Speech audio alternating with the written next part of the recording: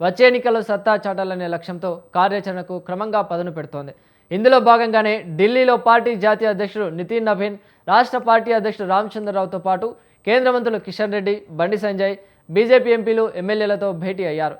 June చివరి వారంలో నితిన్ నబీన్ రాష్ట్రానికి వచ్చిన సందర్భంగా ముఖ్య నేతలతో పలుమార్లు సమావేశమయ్యారు.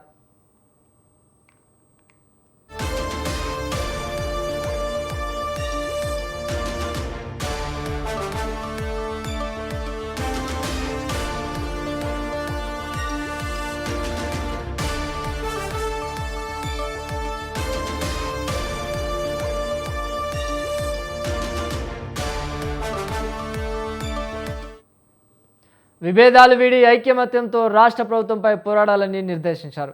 తర్వాత కొన్ని రోజుల్లోనే బండి సంజయ్, మల్కాజ్గిరి ఈటెల రాజేందర్ల మధ్య సమోధ్య కుదిర్చే కసరత్తును అధిష్టానం ఆరంభించింది. రాజ్యసభ సభ్యుడు కె లక్ష్మణ్ నివాసంలో ఇద్దరు నేతలు సమావేశమయ్యారు.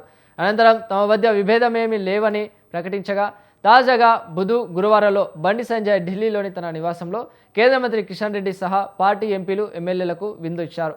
మరోవైపు కరీంనగర్, మేడ్చల్, అర్బన్, వికారాబాద్ జిల్లాల బీజేపీ అధ్యక్షుల నియామకంపై కొన్ని నెలలుగా వివాదం కొనసాగుతుండగా తాజాగా అది పరిష్కారమైంది.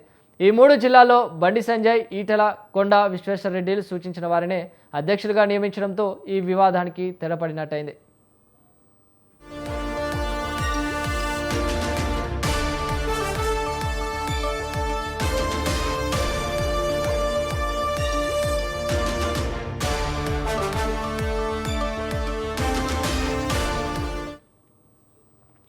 బీజేపీ శాసనసభాపక్ష నేత ఏలేటి మహేశ్వర్ రెడ్డి ఆధ్వర్యంలో ఇప్పటికే విద్యార్థుల సమస్యలపై బీజేపీ శ్రేణులు పలుమార్లు ధర్నాలు, నిరసనలు చేపట్టారు.